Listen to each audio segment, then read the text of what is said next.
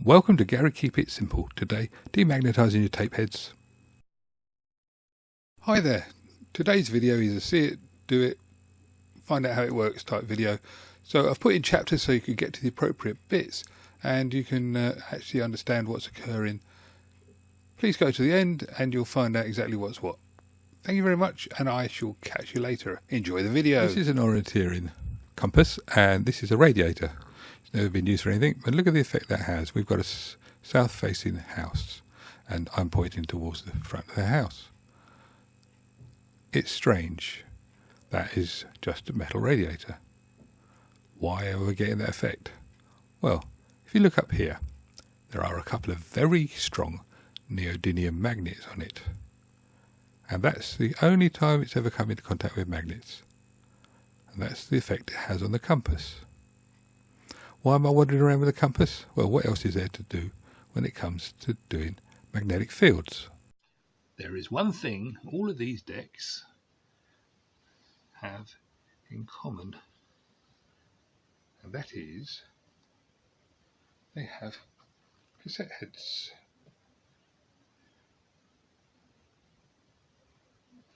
And if you're not sure what one of those looks like, that looks so like it should be good, but it's not.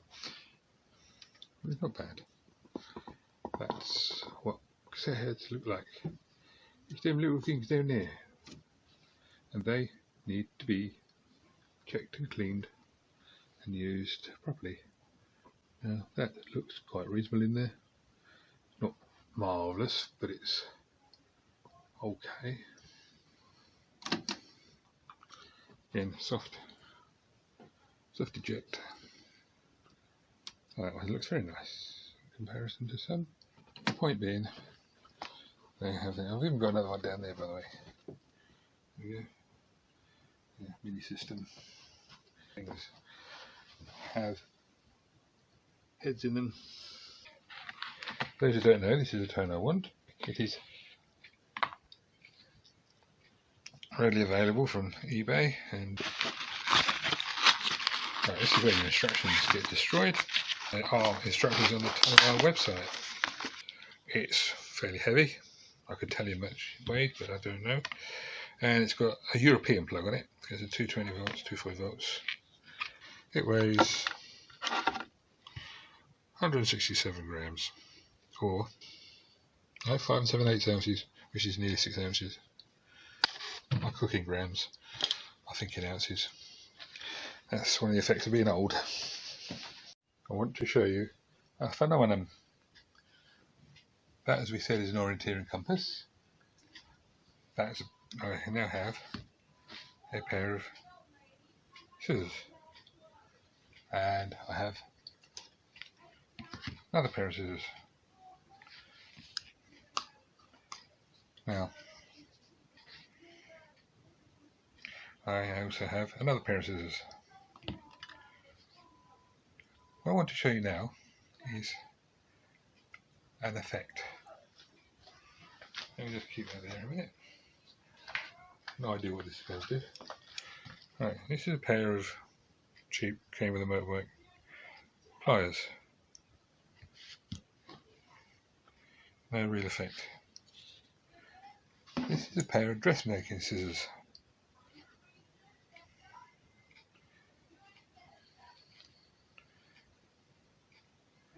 And that's a distance of, I don't know, 4 inches. This is a pair of scissors that I stroked my magnetic Fitbit catch.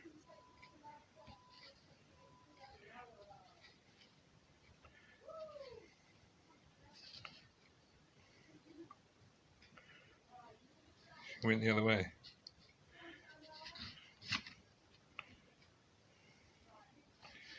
So that end is north, and that end is south.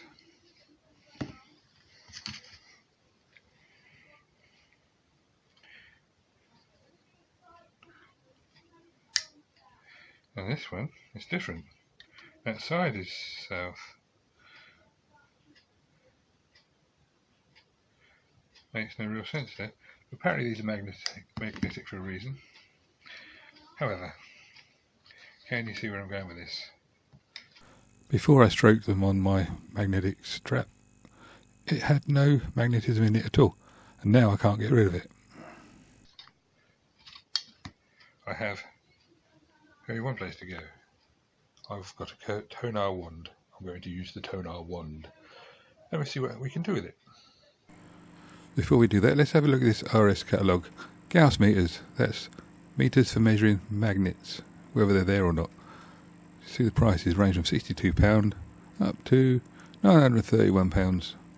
So how much do you want to pay for your Gauss meter? Unfortunately, when you read the instructions, it says that they're not very good at open magnets. So they won't actually read a lump of magnetic metal. They normally read the magnetic field between two pieces of metal. Back to the magnets and the compass. I have here a spoon, and it's made of stainless steel. And if I do that, you can see it has no effect at all on that compass.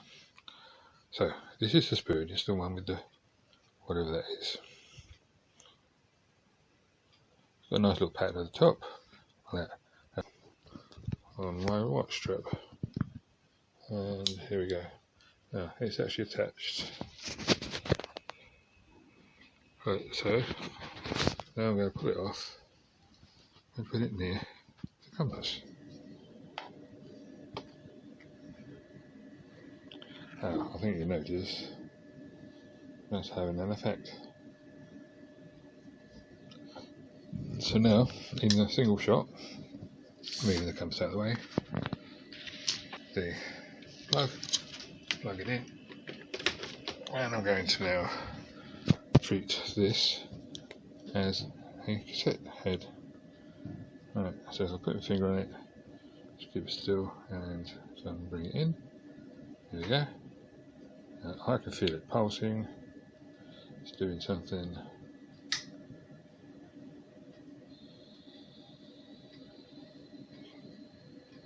You can not really see anything. Anyway, I'm just doing what they say. I'm taking it away, getting it higher, my hand, and I'm going to unplug it.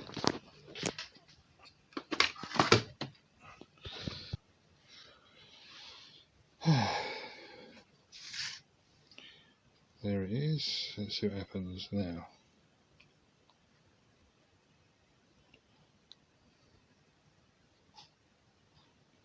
It's still magnetized, and that's really the point I wanted to make. It's not as easy as people say. If you're going to use one of these ones, you've got to be careful. Before we leave that piece of kit there and say, oh, you know, it didn't do a very good job. Well, it didn't do a very good job in terms of it's still magnetized. But did you notice it's very much less magnetized than it was? But you've got to learn how to do it properly to be able to get it to be zero. How can you get to have a problem with magnetized heads? Well, there's one way. You make a simple error, I won't say mistake, error. There's something with a magnet in it. You plonk it on or near your cassette deck. These are brand new. They were put up there by not me. So I should put them over here. Anyway, that's how you do it. Back to the orienteering compass, and here we go. It's pointing correctly. That's where south is, the black part of the needle. Now, the headphones I showed you before, I'm going to now bring that in, and you can see they're actually pretty good. That's between the head cups. That's one end.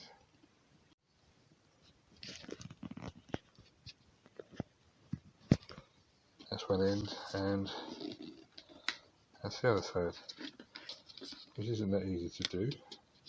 You see, it's not having a great deal of effect on the needle. Let us see what happens here. And it's still roughly pointing in the same direction, except now it's not. So this is where I'm now back to where the decks are. I'm going to use it, I'm going to turn it around, so the thing is roughly in the right direction. But importantly is this. If I go up to this deck, I'll do that. That happens. So the north is now pointing towards the deck. And put it there. And let's move the fraction. Move the fraction. Bring it away. Let's go back to the first one. And yeah, there's definitely an attraction there. Right, go down to my Teac. I apologise for the camera work here, but it's very difficult to see what you're doing and to do what you're seeing. Right, so there we go. And the Teac is new and it's had that effect. See what the other side does.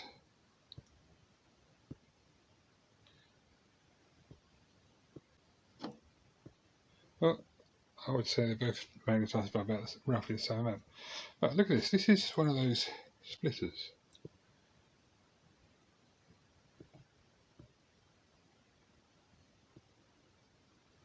And that's magnetised. So let's have a look down at this Teac deck. Alright, so we go. See if I can get this right on the camera. So we go in and boom, it pulls the black needle towards it. Then we bring it back, go to the other side because it's a dual deck. Get your finger out of the way. And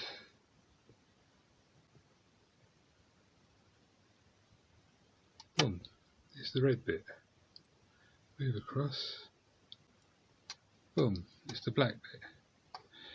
Come down to this Teac, my other Teac, which is there, and not too bad. Go down to my Toshiba, and boom, down to my Sony, and boom. So that's the black part of the needle pointing towards the Sony. Bring it back up. You can see there's actually a magnetic field in my house. So I go down.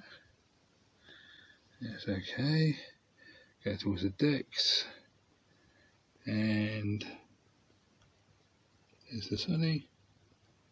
Boom. Come up to the Teac. Sorry, Toshiba. Boom. So it's moved now. See? So there is definitely magnetic fields. The people who say there aren't are wrong. The trouble is, what do you do about them?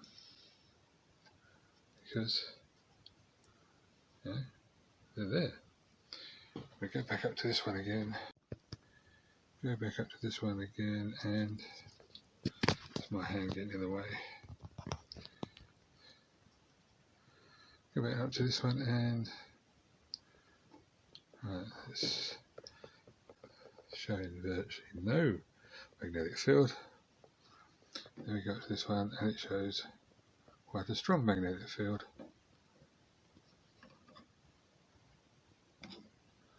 And again, quite a strong magnetic field. Bring it away and there's something affecting it now. I don't know what it is. Nothing in my pockets.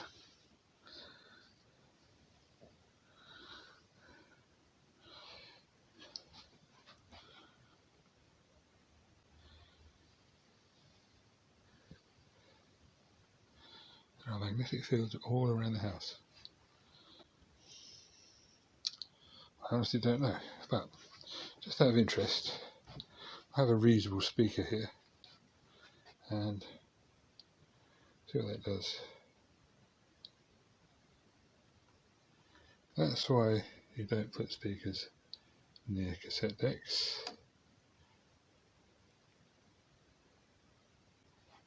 And just to prove it, go over to the other speaker, to the other side of the room, and is the same. There we go. That speaker is definite in what its polarity is.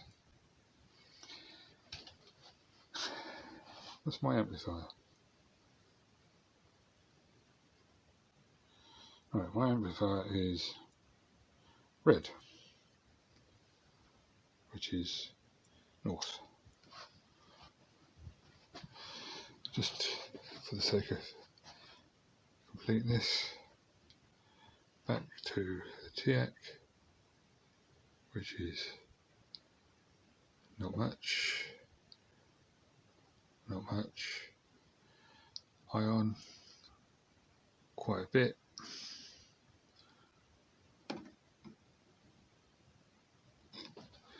This is the answer of what you do and how to do it.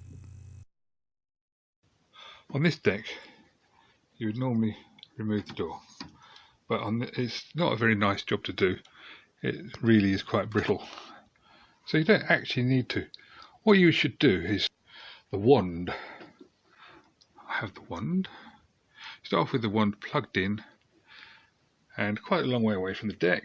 You bring it in gently, no rapid movements, and you then do the sweeping around like this,